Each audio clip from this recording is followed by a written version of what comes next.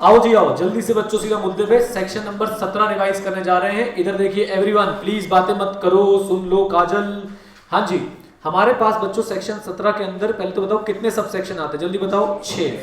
1 और 2 को एक कैटेगरी में डाल देते हैं, बल्कि 3 और 6 इनको सपोर्ट करने के लिए डाल देते हैं। सब सेक्शन 4 और सब सेक्शन 5 की अगर बच्चों में बात करूं तो 4 डील करेगा आपका बैंकिंग, एनबीएफसी एटसेट्रा से, और 5 डील करता है बच्चों आपका किससे? ब्लॉक्ड क्रेडिट से। बोलो बेटा किससे? ब्लॉक्ड क्रेडिट से, राइट। आज हम जो रिवाइज करेंगे वो करेंगे 1 2 3 6 रेड विद रूल नंबर कौन सा बेटा? 42। एक और रूल भी है जो हमें पढ़ना पड़ेगा, कौन सा? 43। वो कैपिटल गुड्स की एट्रीब्यूशन पे बात करेगा।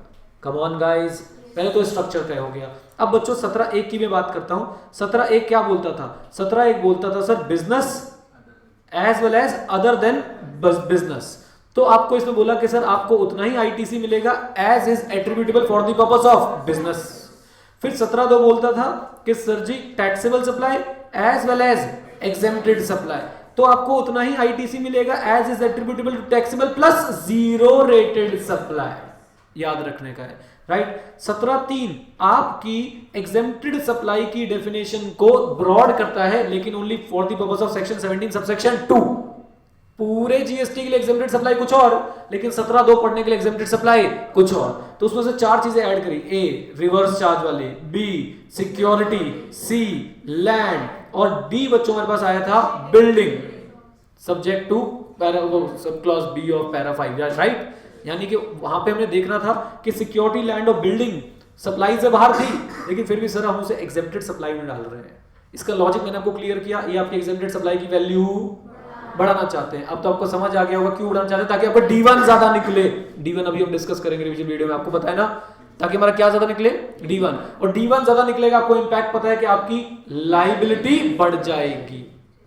हाँ जी, आइए। तो सर ये हमने पढ़ लिया। फिर से 17(6) का क्या रोल था? 17(6) सिर्फ एक सिंपल सी बात बोलता है कि 17(1) और 17(2) में जो हमें amount attributable for the purpose of business and taxable supply निकालना है, वो निकलेगा in the manner as may be prescribe. और वो मैनर बच्चों 2 रूल में प्रिस्क्राइब कर रखा है, रूल नंबर 42 और रूल नंबर 43। 42 में किसके लिए प्रिस्क्राइब किया है? इनपुट एंड इनपुट सर्विस, और 43 में किसके लिए प्रिस्क्राइब किया है? Capital goods.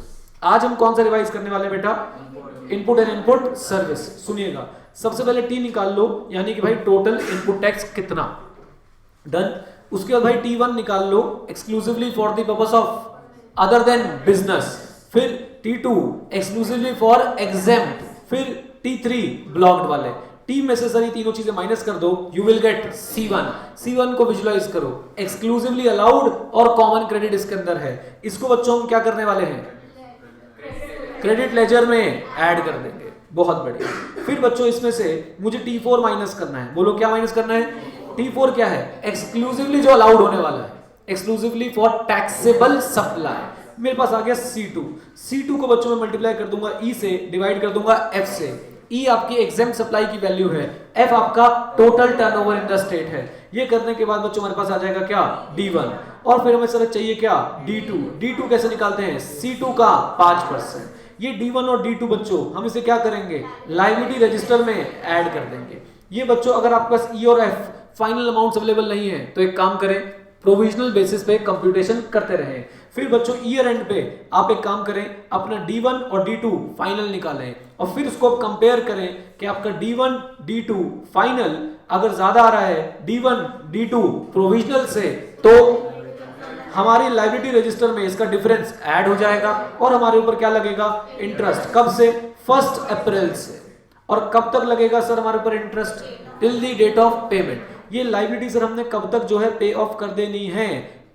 अगले साल की सितंबर की GSTR 3 की ड्यू डेट, यानी कि डेट ऑफ पेमेंट, हम उसी को मान के चलेंगे, राइट। यहाँ ड्यू डेट ना यूज करके हम पेमेंट ईवर्ड इसलिए यूज कर रहे हैं, क्या पता हमने जीएसटी पहले पे कर दिया हो ड्यू डेट से। कम ऑन, यस और नो? अच्छा जी। ऐसे ही बच्चों अगर मेरा D1 प्लस D2 फाइनल वाला जो है वो क्या आ रहा है? कम आ रहा है। किससे? D1 और D2 प्रोविजनल वाले से। तो मैं क्या करूंगा? मेरी इलेक्ट्रॉनिक क्रेडिट लेजर में सर ये चीजें ऐड हो जाएंगी, डिफरेंस जो है ऐड हो जाएगा। ये भी मुझे क्लेम करना पड़ेगा। कब तक? अगले साल की सितंबर की रिटर्न फाइलिंग की GSTR 3 की ड्यू डेट से पहले, राइट। बोलिए लीजिए सर, अभी अभी बच्चों आपने मेरे साथ 17(1), 17(2), 17(3), 17(4) रूल नंबर 42 रिवाइज कर डाला है। ओके, लीजिए सर जल्दी से लंबी सांस भरें। मास्टर छुट्टी, बागत होने के लिए पहुंचो और वीडियो को देखने के लिए शुक्रिया। लाइक करें, कमेंट करें, शेयर करें, सब्सक्राइब करें और हाँ सीखते रहें क्योंकि सीखना बन तो बाय बाय, टेक केयर।